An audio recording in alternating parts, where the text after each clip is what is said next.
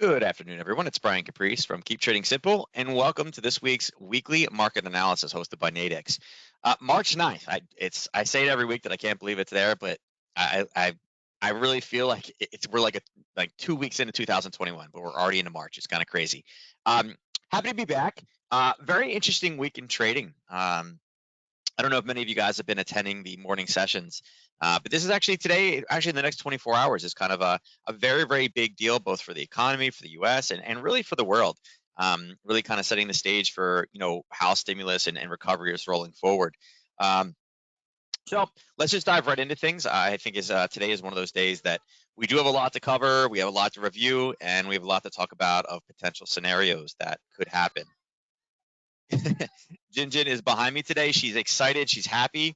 She is working at her desk. So if you guys hear a little voice, there you go. She's excited. She heard me mention her name, and she's pretty jacked today.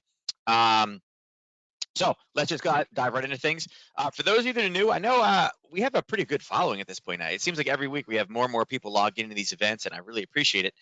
And as you guys know, for me every week I want to give you guys a new way to look at something, whether it be a new thing to add to your current strategies, a direction to get you started if you are brand new. I know we have a bunch of brand new traders that have been joining us lately. Um, for those of you that don't know me, that you are new, welcome. For everybody else, I'll give you the quick 1 minute speech about who I am so everybody understands. I've been trading since about 2000, right around the tech bubble time frame. I live in the DC area, so the tech bubble and all the tech companies in Northern Virginia, everything that was near and dear to where I was. I was directly in that environment. My dad worked for a tech company. Always been interested in the markets. I'm not a 12th generation trader. My father worked for IBM. He was a programmer. We looked at ones and zeros. So it was something that I kind of ventured into on my own. I started just like almost probably everybody out there, right? I was buying books. I was trying to attend seminars. 1999, we didn't really have YouTube and the resources that we have out there, which is a good thing and a bad thing, right? Just because there is information doesn't mean it's great. But I did kind of fall down the same path. I learned a lot of the wrong ways to do things. Hey, Jinjin, shh. I started with traditional options and stocks like most people do because you don't really realize that anything else exists. Then found Forex, absolutely fell in love with the market. I love the idea that it was 24 hours a day. It wasn't on somebody else's time. I could do it whenever I wanted to. Found futures, obviously, because one kind of leads right into the other one. Spent a number of years doing that.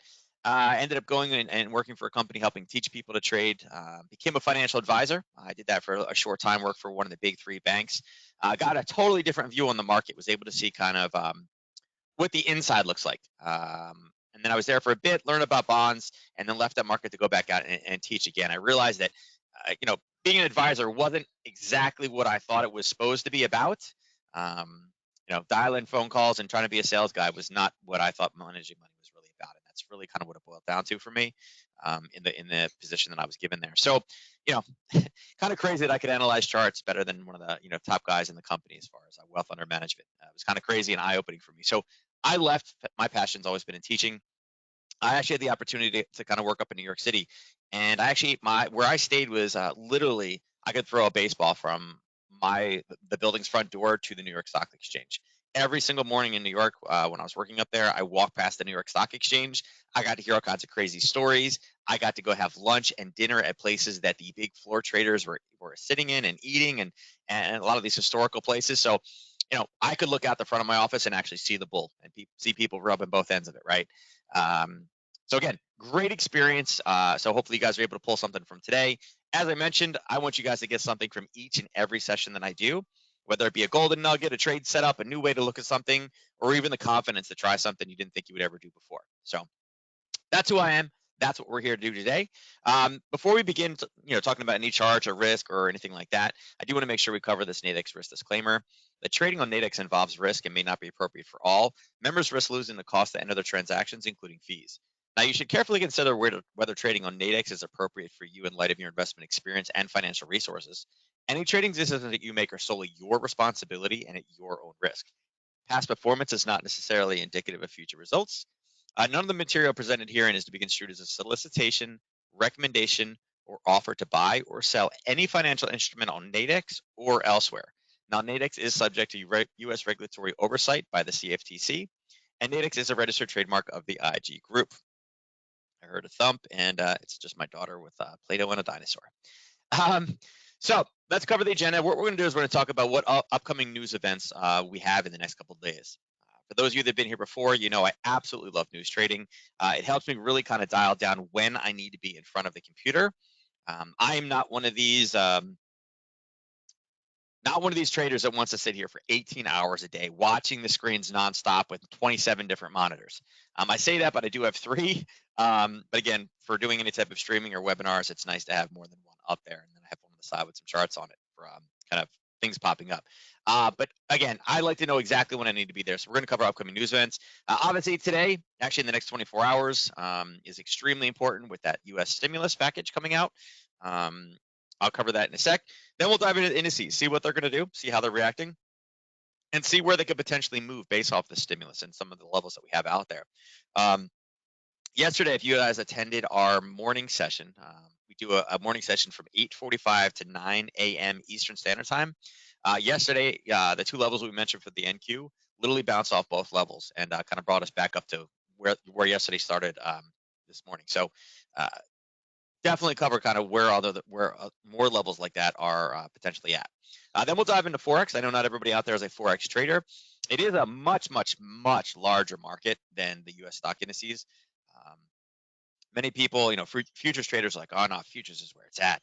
Yeah, it's such a small market, and it's very kind of nearsighted as far as what the global kind of picture is. It's funny, overseas, they see ES and NQ, they're like, who cares? Right? Everything's about Forex overseas. So it's a very, very large market. And again, trading 24 hours a day, there's opportunities at night before you go to bed that people never even look at. And it's, again, my favorite news is Australian news at night.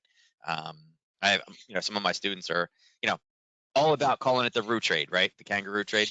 Then we'll cover commodities. Gold, oil, and silver. There's obviously other commodities that you can trade at Nadex, but those are the big 3. And we'll cover those at the very, very end. Gold is something, and oil actually in general are 2 that we've been highlighting a lot. There's been a lot of levels, a lot of movement, a lot of volatility over in those markets. So we'll kind of see what's shaking right now. I know yesterday there was a bunch of movement and then a bit of retracement today in oil, but again, tomorrow is oil inventory report, and we'll see where it rolls out.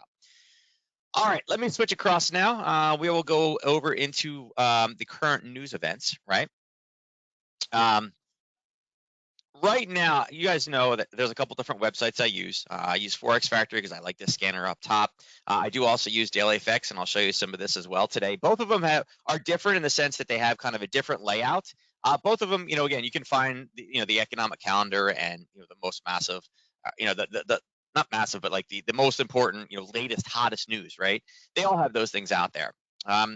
I like it because of the 24-hour pip changes up top. It's a very easy scanner. It's something I've used for years, but it kind of gives me a gauge of what the global market looks like. And yeah, I say global because again, currencies are global, what each nation is doing. And for the most part, we're seeing some pound strength, but it's kind of like what we saw last week, but in reverse, right? Actually, even yesterday. Yesterday, it was a lot of pound strength, and the end of last week, pound strength, and it was fighting the dollar. Who was going to be the strongest? Well, today, we're kind of seeing the opposite. We have pound strength. That's still here, right? You're seeing the pound up versus the dollar, 67, pound yen up 30, euro pound is down 14. So again, still some pound strength, but now the dollar is kind of flipped on us, right? It's kind of flipped the script a bit. And again, we're seeing the dollar yen down 32, dollar Swiss down 65, which again, this has been a crazy trade for the last 2 days. And again, dollar CAD is down.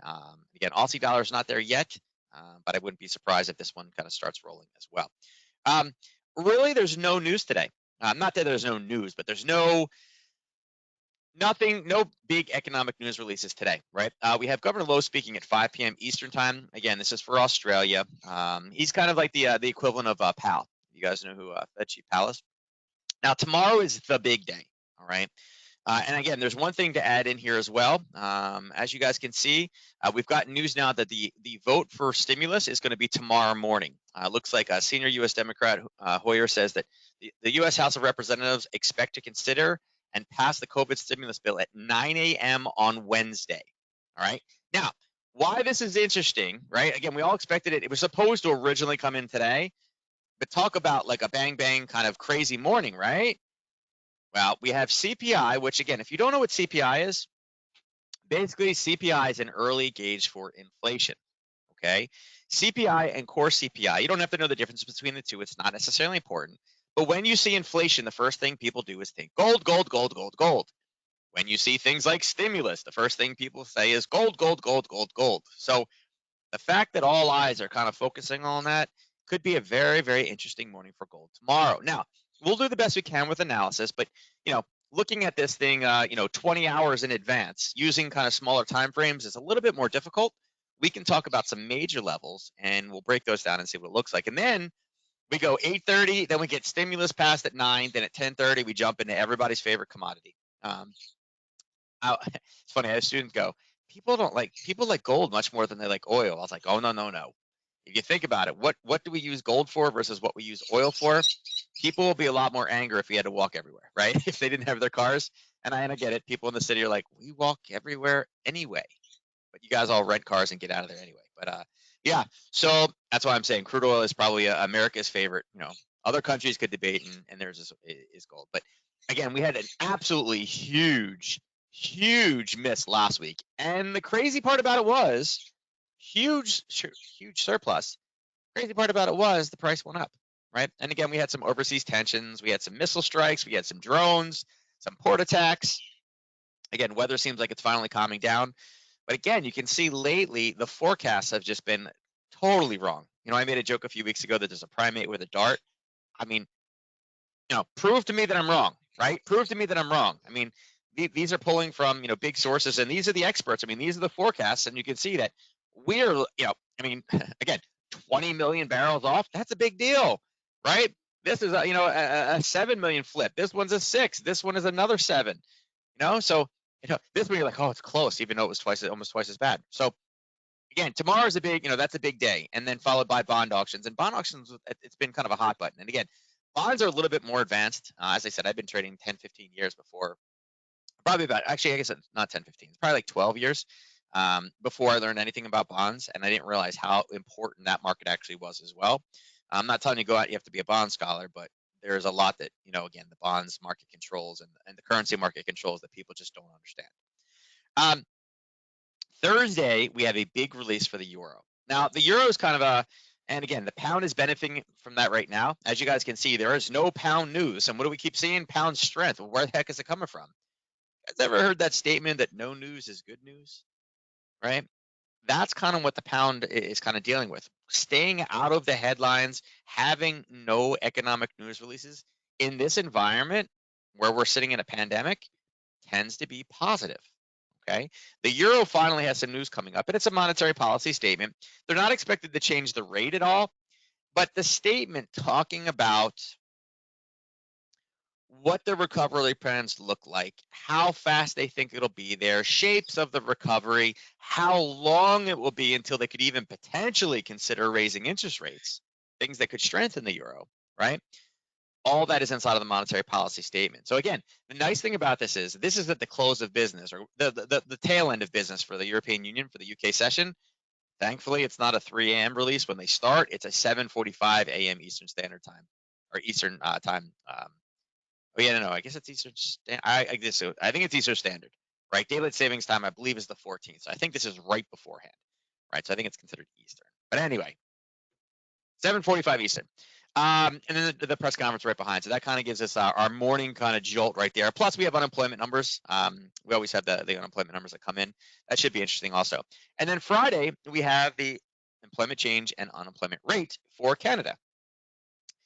Now, while this is interesting, it is expected to be positive. And I'm going to click these just so you guys can see. This is why I love news. Last time, look at this. There was expected to be a little bit of a down draw. They were going to lose a little bit of jobs, right? Just losing 40,000. It came in at 212, so it was a big kind of smack in the face, right, for the CAD, as well as the forecast last time that unemployment was going to go down to 8.9. I mentioned I expected like a 9.1 on this one. Coming in at 9.4, also not good for the Canadian dollar. And you may say, okay, what do I do with that? Well, guess what? That was pretty weak for the Canadian dollar. And again, we've seen the dollar CAD currency pair just skyrocket. So again, I know that at 8:30 there's a big news. I can jump over here and trade the dollar CAD. That's why I love it. So besides that, that's really all we got. And again, stimulus is a big thing tomorrow. If there's any hiccups with stimulus, which I don't expect there to be, that will get signed. And then, President Biden is supposed to sign it by the end of the week. I know right now, even though the Senate signed it they agreed and signed things on Saturday. I know they were waiting for it to be transmitted over to the House. And again, I kind of made this joke earlier.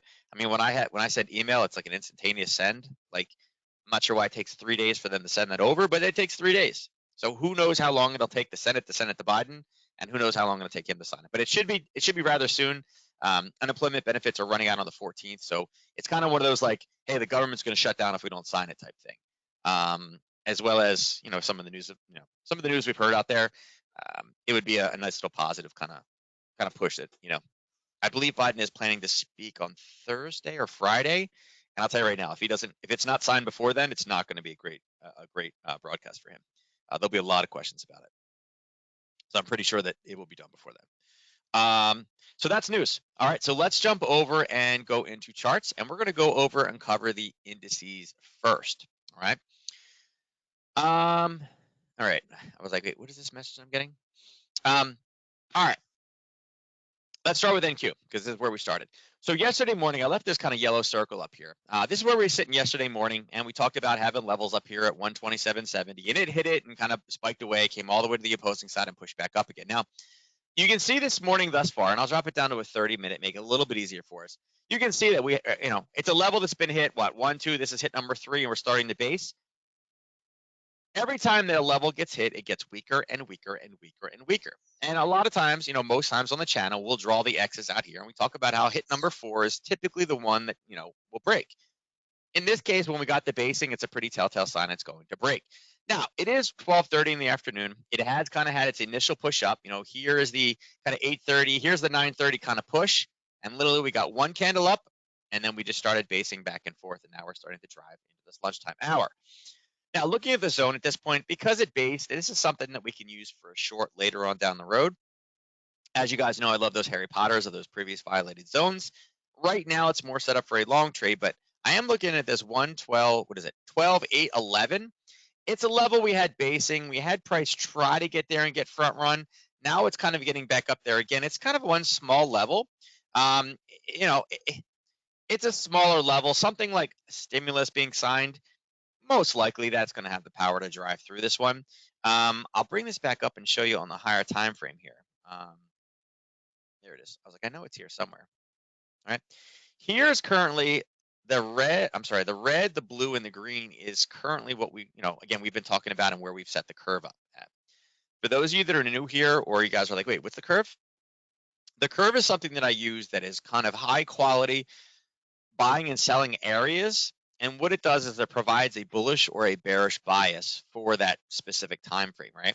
Depending on what I'm looking at, whether it be an indice or a commodity or a currency, I use different time frames, right? Where we are right now, we're kind of sitting in what I call no man's land. You guys can see this kind of bluish area here.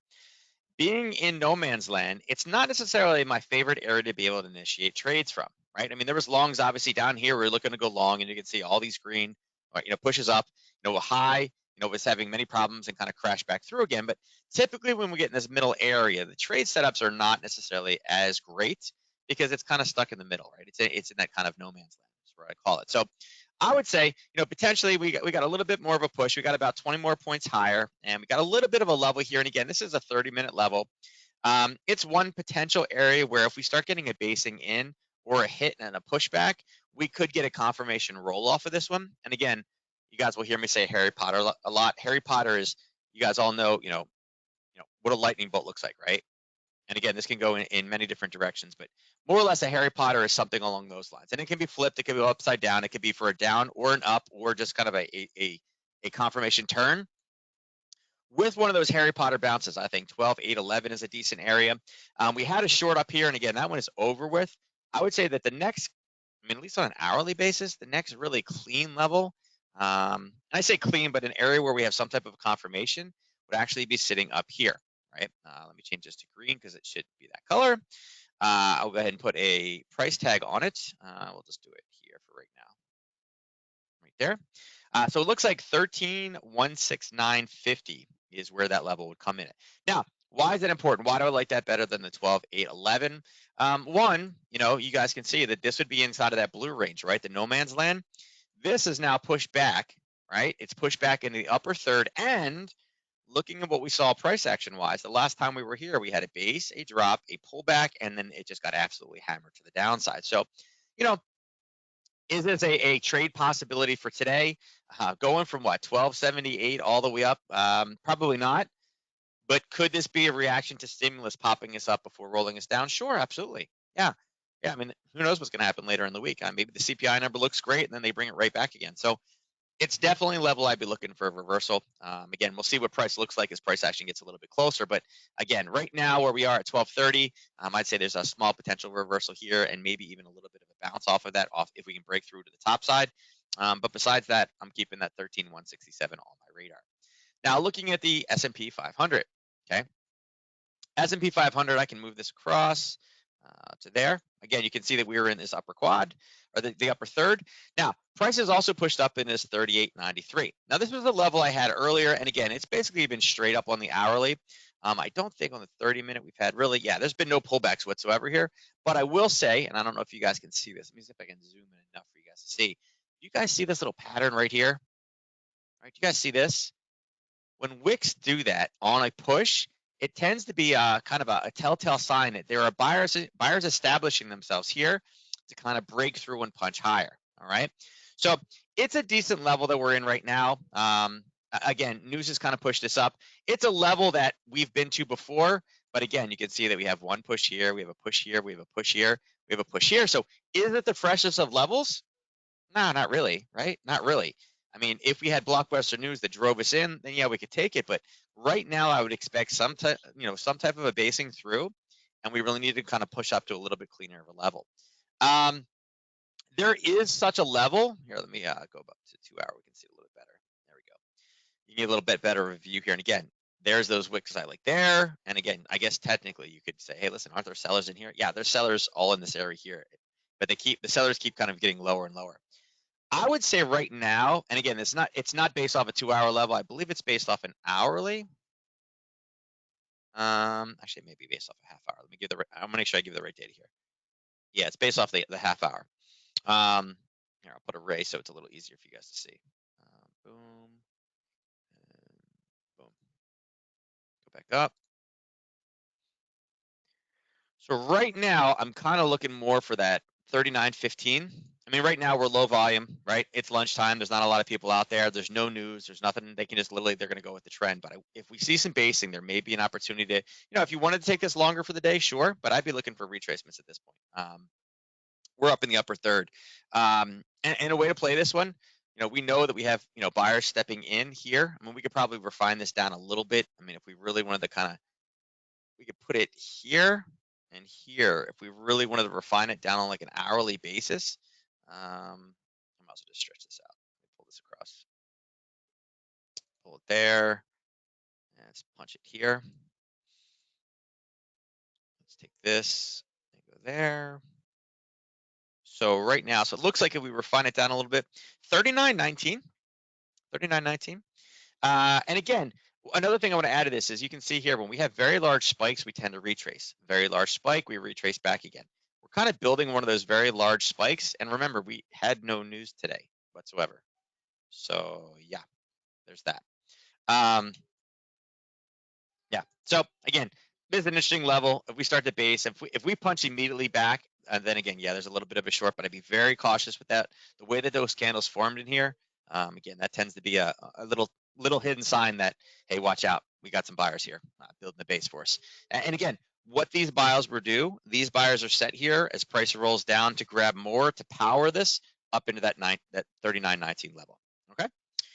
Let's go across to the Dow. So the Dow, yesterday we talked about this and we mentioned a break of 31.70. We talked about it coming back. Unfortunately, yesterday I posted the GIF inside of my Discord channel. You guys remember in Forrest Gump, that movie with Tom Hanks, where literally he comes running down the road and like passes the camera and then runs out the other road? That's what this was like yesterday, trying to chase this thing. There was just no tracing it. It wanted nothing of it. I was like, come on, pull back, grab it. And it just went boop, boop, boop, boop, boop. It just kept going. It just would not pull back. We mentioned the 31,893 as being a level where, hey, listen, you got to make sure we're getting profit. Depending on how it bounces through, there may be a short in there. But what's interesting, and again, I'll bring this back up to an hourly. You can see that we had sellers there, and it hit, and it started to chunk through, right? It started to cause a problem. On a 30-minute, look at this. Based here, pulled down and became the bottom and popped. Then it finally broke through and came back and tested, and it did it again. Then it came up and it based again, then peeked its head out, popped up again. Then it rode to the top, came back down, tried to ride the bottom, went right back up, rode the top, came back down, rode the bottom, and then finally broke out again. So it's an interesting level in the fact that it keeps attracting and sucking people in.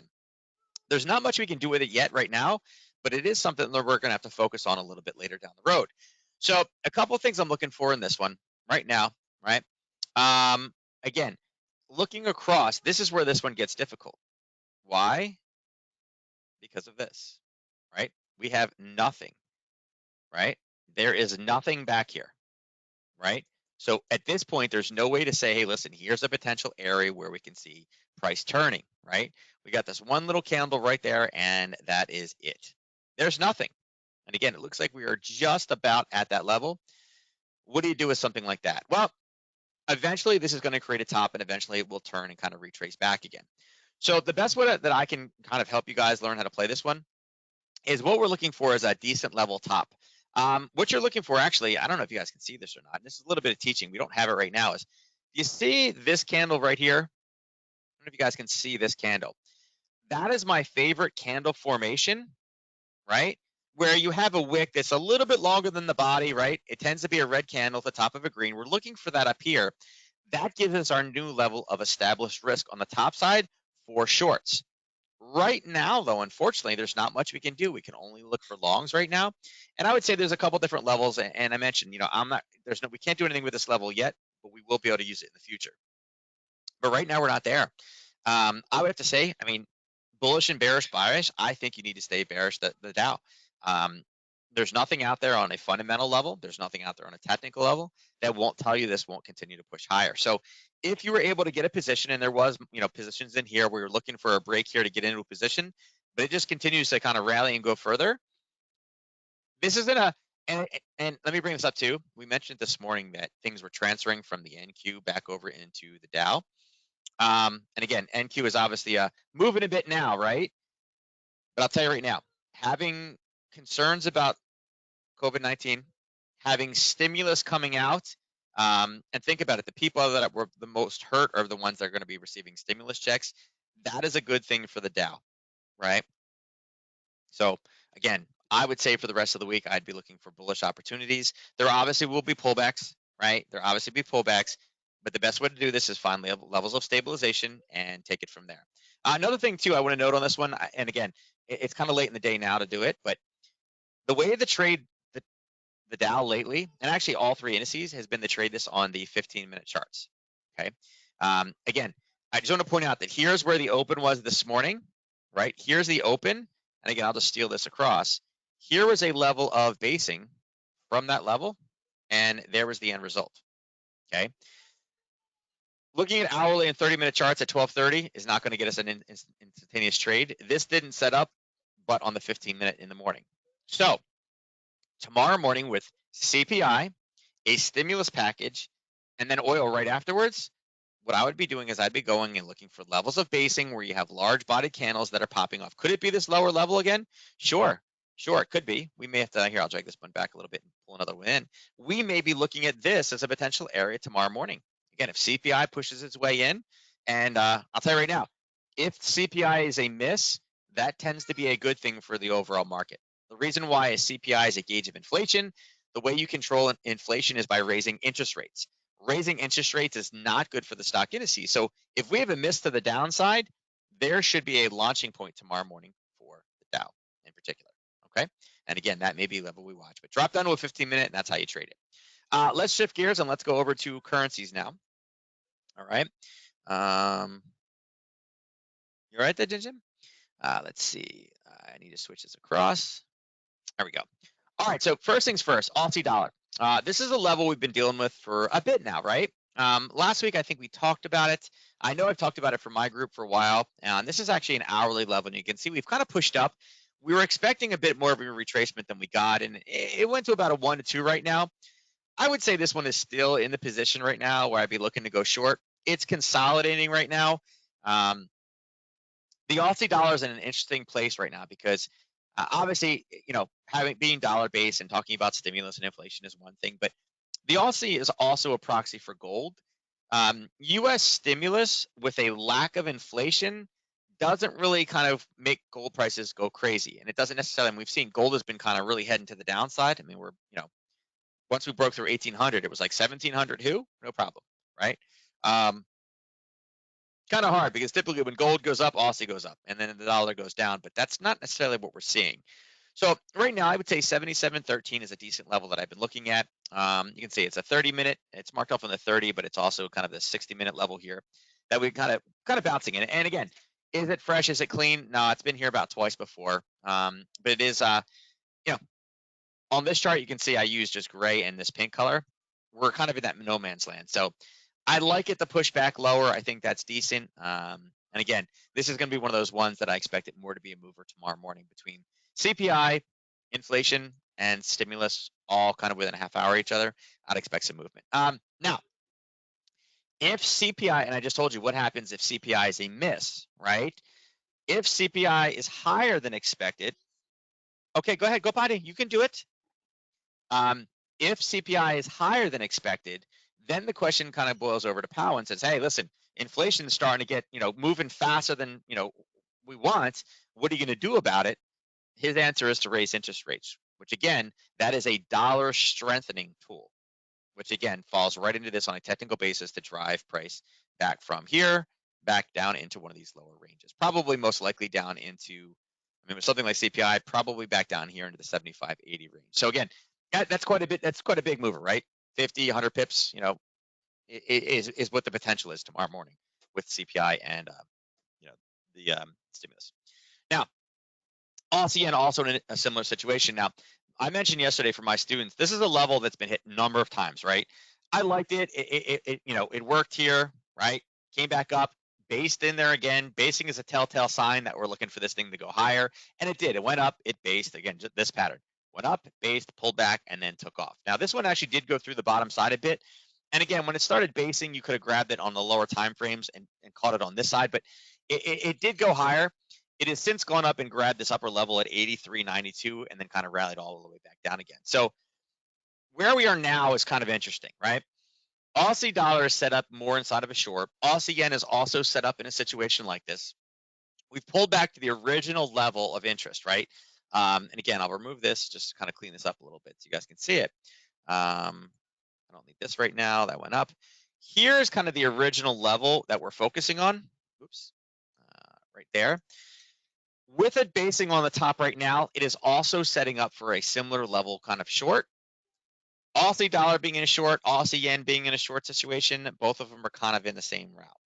Now, I always set up every trade, and I want to see if I can get a 1 to 3 risk to reward ratio traded.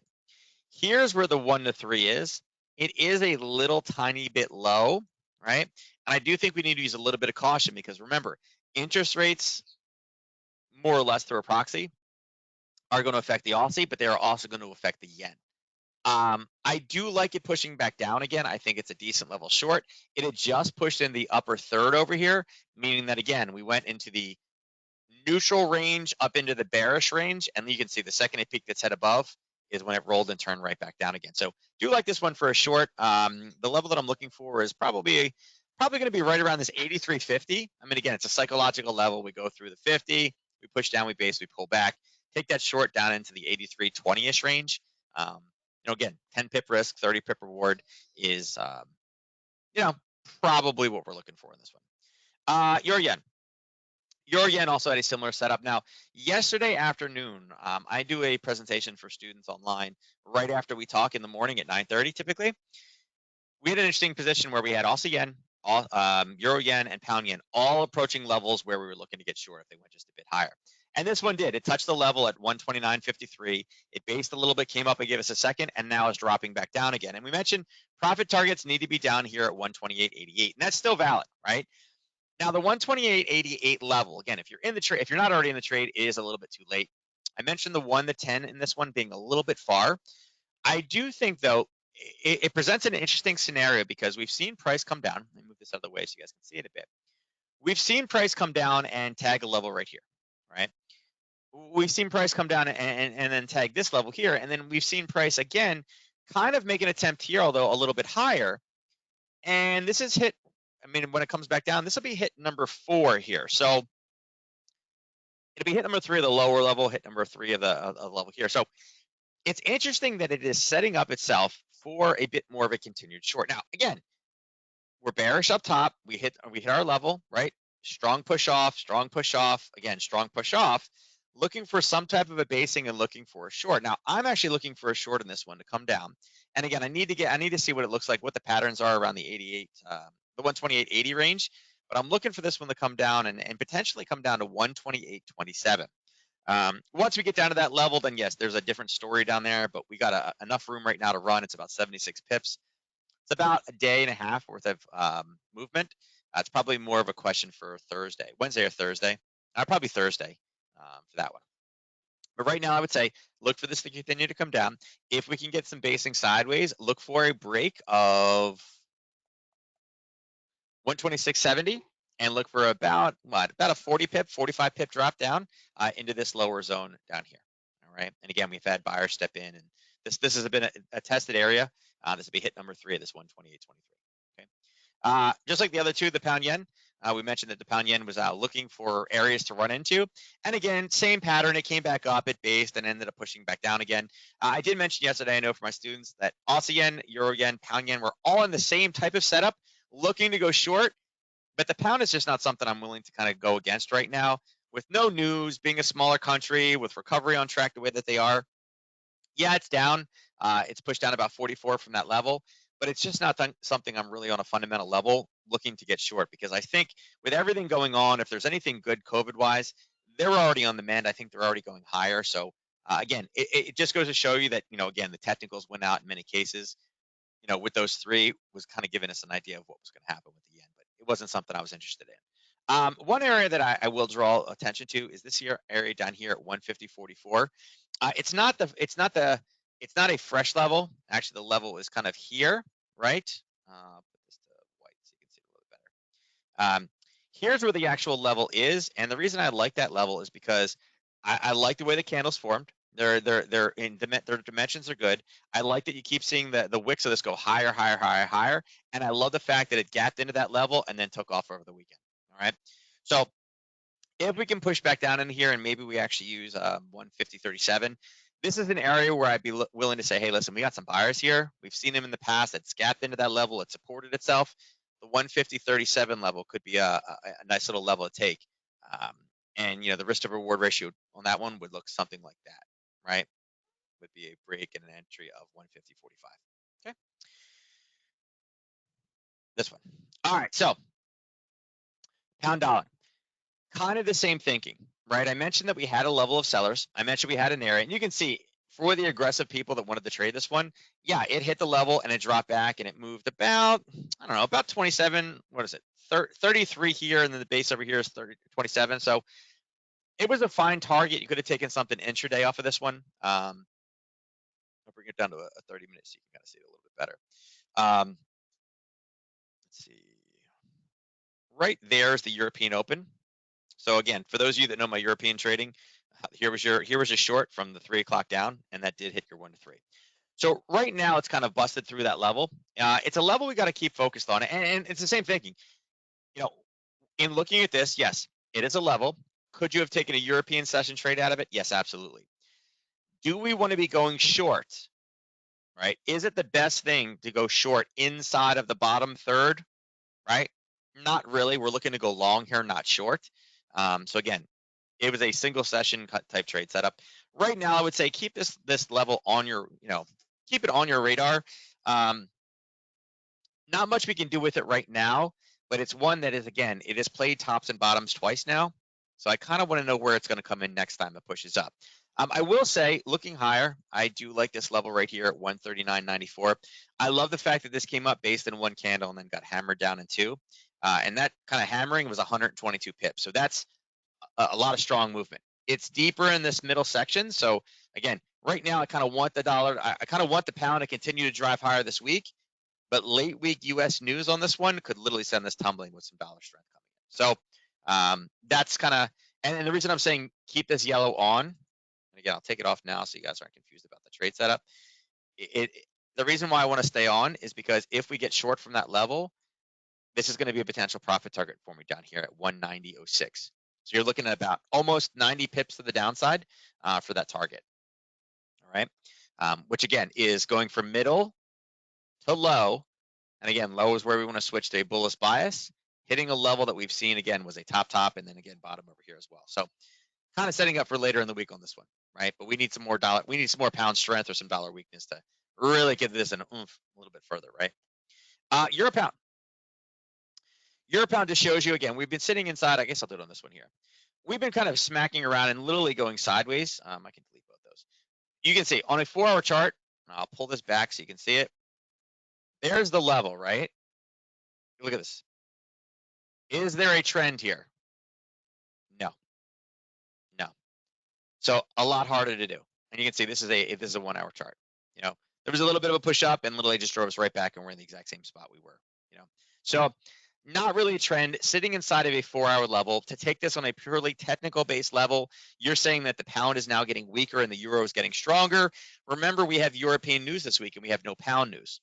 No news is good news. So it's one of those situations where I don't necessarily want to bet against the pound.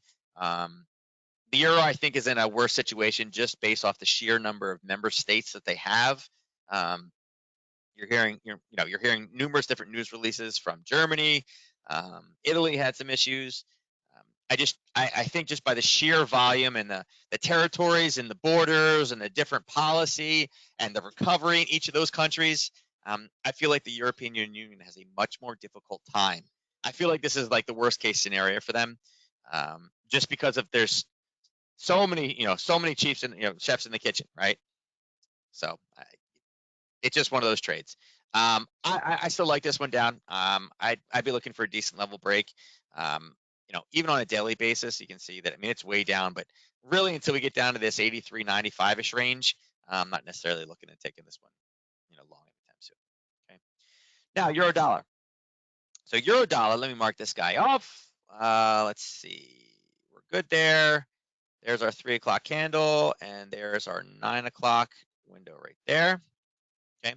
For those of you that don't know, I keep tracking this for you guys, just so I'm hoping that you guys will look at this and realize that these have, I mean, there's movement associated with this.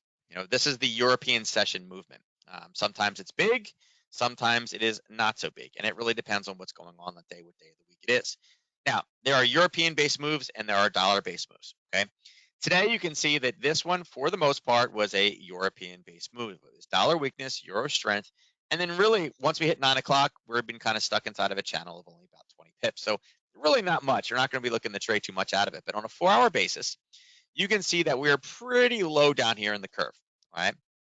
Down here at 118 is a level that we've looked at, we've talked about, talking about potential profit targets. On a daily basis, you can see that there's really not much showing up until that level. This is one of those ones where, unfortunately, there just hasn't been much to grab onto. I would say right now, as far as getting additional shorts, I mean, you could have drawn this and said, hey, listen, if we get to here, I want to take a short off of it, right? Unfortunately, if that was your plan, it didn't work. You missed it by just a little tiny bit. I like the level here. I like the way that base. I like the way there's kind of sitting right here. I like the way that this kind of gave us a little bit of a hump and then accelerated very fast out of it. I would say right now, this is a level, and again, this is an indicator when there's the indicator does some calculations that you cannot do with your eye, or I guess you could if you were really, really good with calculations, but it's not one that I can do with my the naked eye. I like that as a zone. I like the way it kind of moved around here. I like the way that it's a 4-hour zone. I like that it's, again, there's one candle of basing in there. I like the punch out of it. I'm kind of looking for that as my next level where I'd be willing to short. And remember, if you short the euro dollar, what you're saying is that the dollar is a stronger currency than the euro. Okay, that's how it plays out. And I think this is, everything going on. This is we have potential to get up down here to the 1960. Again, CPI or the stimulus both can bring this up to that level in the overnight. The thing about this one and what I would watch out for is a lot of times what we've been seeing is in the European session, we're getting kind of a telltale sign it's moving to either put this on sale or make it overpriced before news. Okay. Better way to put that is, if you see good news, right, and you're like, hey, that should send price up and it goes straight down, it means that it was manipulated to go higher. So somebody else could sell it for a higher price before it was going to go to the downside. Kind of the same thinking on this one. If we can rally up, and we're talking, let's see, how many pips we got here? It's about 67 pips. It can do that from now till tomorrow morning, right? It absolutely can do it inside of the European session. The European session is typically about 44 pips in this pair. So, combined with that, it's definitely a level watch out for and look for a potential short to the downside, right? Something along these lines here.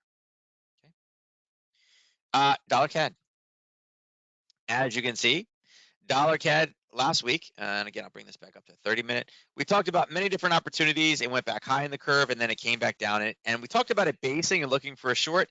It didn't. It slammed into this area of buyers, which again was a big buyer, and then literally took off. All right. But now, as you can see, we went up and we went back into another level, and we're kind of trying to get low again, right? This level was important because it was the first true level of buyers coming in the bottom third, where again, we're looking to go long. And it touched it and it was like, oh, we're long biased, and then went right back up again. So I'm curious to see if the next one is going to be the one where it bases. I do think if we can get a break of 125.75, I do think we have a decent chance of running all the way down to 125 flat. Again, 125.06 is the 1 to 3 risk to reward ratio. But I think this 75 pip drop to the downside is possible, pushes deep into the curve here. And again, then maybe potentially look for a base and a roll. For this to go down, that's saying that the Canadian dollar is stronger than the US dollar. Looking at news for the week, seeing Canada's, here, I'll just bring it up over here, right? Seeing this data here, this is why I'm kind of interested in this one. Because again, remember, it was dismal last time. If it's better than expected this time, if they kind of make changes saying, oh, you know what? Last time we lied. It's only 180,000 we lost, not two. And this one is it's only 9.3, not 9.4, right? If those will be positive for the Canadian dollar, we could expect more of a move. Where? Probably to the downside. So I'm kind of looking for, again, I'll readjust the lines on this one. I'm looking for this to come back down. I'm looking for it to base inside this level, and then once it bases, we'll readjust this level here to give us our entry, our exact entry, and then as well as our risk level and profit, profit target, right? But I'm looking for it to come down and base. Again, the basing is the telltale sign that, hey, listen, this zone, all the orders are getting eaten up because it's going sideways, and then look for a continued drop down to 125. All right, dollar Swiss. Dollar Swiss kind of got ahead of us here. So we are looking for a reversal. We really didn't have much, and it was starting the base yesterday. And it's funny, on an hourly basis, you're like, yeah, go. And it kept pulling back, right? It kept putting these things back in there. We were looking for a short. You guys can see it here. We were we were looking for the extreme hit, right? The home run, the grand slam. Unfortunately, it left without us. It rolled and it retraced. So kind of same thing on this one. I mean, dollar Swiss is one of those finicky pairs. Excuse me. It's in a position right now where you will see some basing, right? And you can see there's a gap here. This is kind of the opening gap, right? Change this to white. You can see price was here, open low, and then came back up again. You can see how it based across the top, and it came in based again and based again. So it's breaking. Unfortunately, it's one of those ones where it's like, the risk on it is rather low. I mean, it's about, I guess it's not bad. It's about 23, which is a little bit more than you'd like, typically for a pair that doesn't move as often, and we really can't shrink it too much. I would have to say on this one, for me, it's more set up. I mean, again, looking at the curve, it is definitely more set up for me being bearish this position. I think profit targets to the downside on this one are you got to be looking to capture profit at 91, 90, 93. It's a decent mover to the downside. It's about 90 pips lower. One way you can try to trade this one is like on an hourly or the 30-minute. If we get a level of basing in here, you could potentially use one of these levels of basing as a pullback opportunity. Fortunately, just looking at the way they explode, there's not really huge explosions right here. I mean, again, excitement in this pair is just not one of those things. But like even at the level down here, I would say bearish, but using this level right now of 20 pips doesn't make a lot of sense to me because again, it is not a pair that moves a lot. It's too much risk for what's available right now. But again, if you're looking for something longer term for this week, I would say bearish this position is probably what's best. Now, your dollar yen. Dollar yen, we also said, was matching up with the Aussie yen, the euro yen, and the pound yen.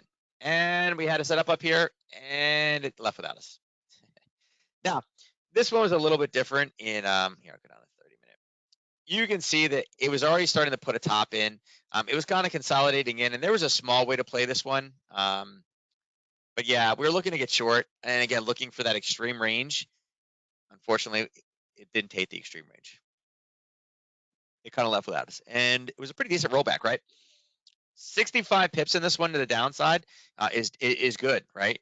The problem with this one right now is this area here is not really the best area to pull analysis out of. It's very small candles. The wicks are bigger than the bodies. Not really any bit of explosive moves. And unfortunately, I mean, we have a small area here and then this little base, but there's just such little tiny zones in here. There's nothing big. Like this is a great little move. I like this move. I think this move is good. Unfortunately, because it's going to be, let's go down to 15-minute. There you go. Seeing this move here, I'll delete that because it's left without us. Seeing this, and again, this is a 30-minute and a 15-minute. Here's what the actual zone is, right? And again, strong movement off. I think that's something we keep on our radar as a potential short down the road, right? Let's see. That puts us at, and it's only about 6 pips, so it's not a lot, but it is a potential area for next time. Okay, right there. Right there. 109.17. All right. And again, look at this. I'm on a 15-minute. Looking back, right? Look back from where current price is. There's no scenario here where you have this big clean of a push, right? It's just purely a grind. Grind, grind, grind. If you look here, is there a big push? Nah, it kind of limped its way off, right? Again, a lot of little candles, little tiny one here. Down here, there's something, right? At least that's a decent kind of drop. And then really we're way down, right? So this is not a great area to be able to slow anything down. So yeah, I'd wait for it to either come back up again or let's establish newer numbers here. A little bit smaller down. Okay. All right, let's switch back over and look at the commodities now. All right, let's go here. We'll start with oil. All right, so oil. Let's go back up to the 30-minute.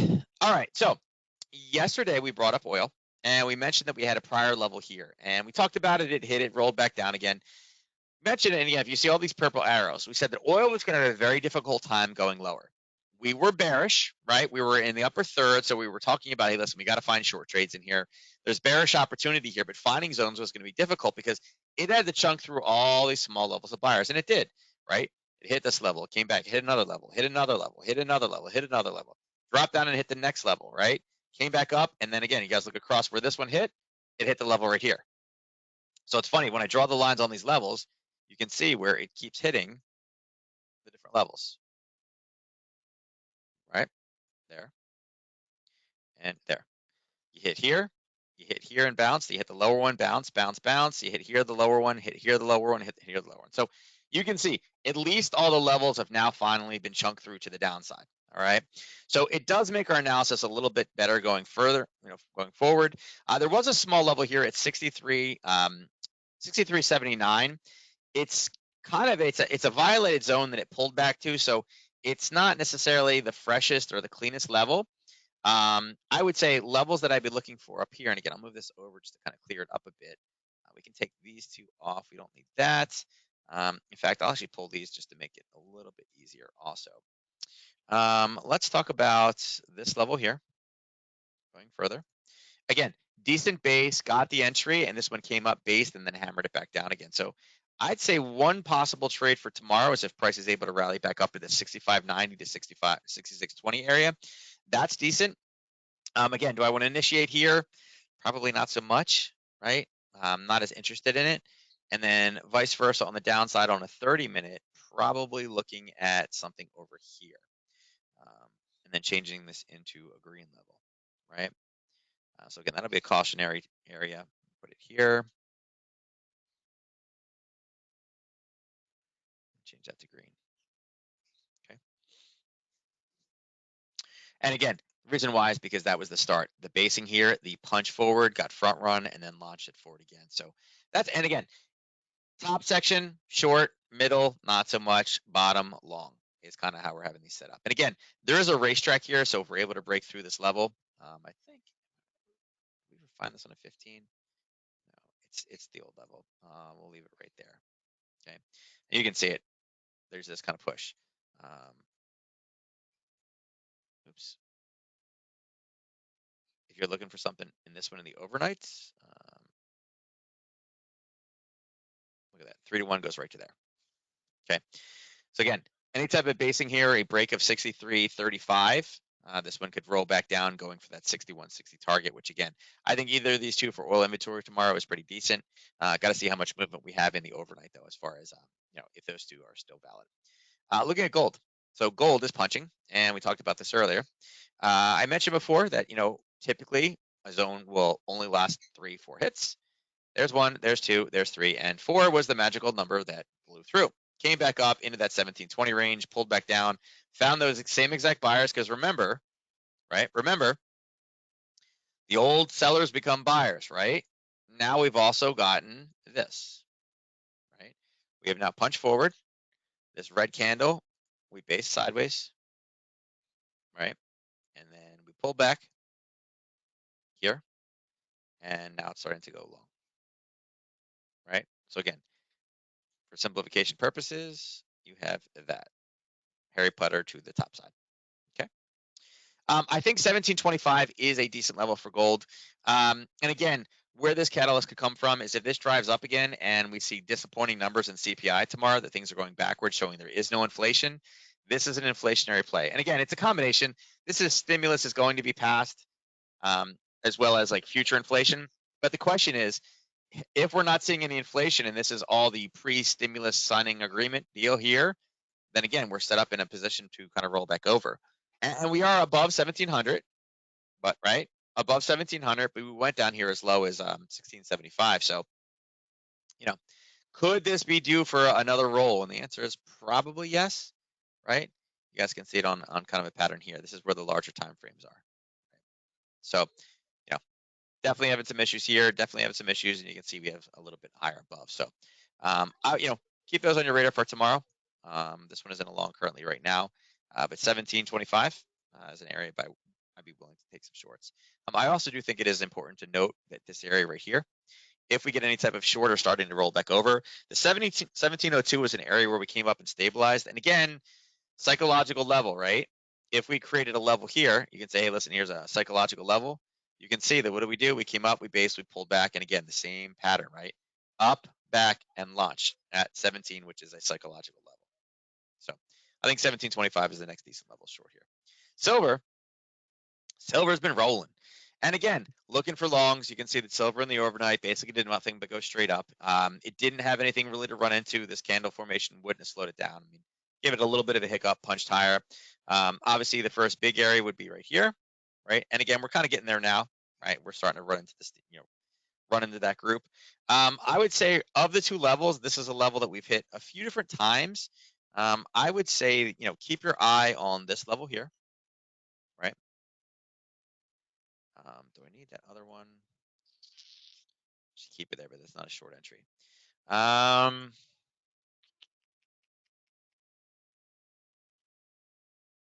to think where I put this one long from the bottom side.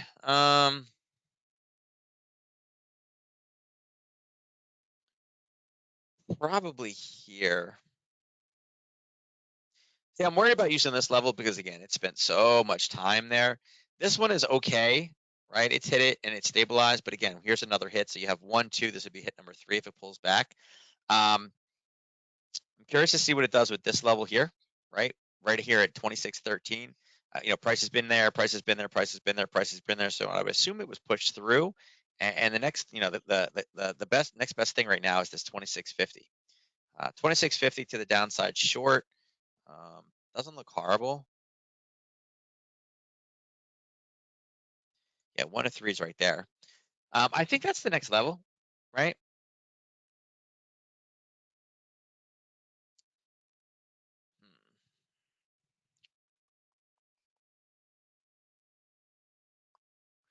The one thing I don't like, as I said before, we're in the middle of the range. Those are not necessarily the best, but I will say I do really like this. I like how this held. I like how easy the base and the push off was, and I like the fact that it got, you know, it hit and dropped to the downside. So, yeah, I'd say I'll change this one to a red. I think that's probably a decent level, 26.49. Okay, get a little bit of a push up. And again, stimulus signing tomorrow could help us on that one. All right. All right. With that said, that's it, guys. That's the last one. That's silver. We rolled through. I don't think there's anything else. I think natural gas has anything right now. You know, natural gas is kind of stuck in a wedge as well. That's pretty much it. Bonds are rallying back up again. The indices, again, you guys can see, look, we're basing in that level right now. We talked about it basing. NQ, we're basing. It did push through this. We're getting real close. YM, kind of the same thing, but again, all-time highs. This all-time kind of push here is not anything we can do. So, all right. So that's it for today. What I would say is, and normally I say mark your calendars for next week, but next week we do have that special how to day trade at Nadex event.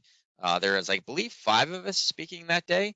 I actually have a session. I can't show it yet because it's not approved by compliance, but it's a session on laser focusing using shorter duration contracts.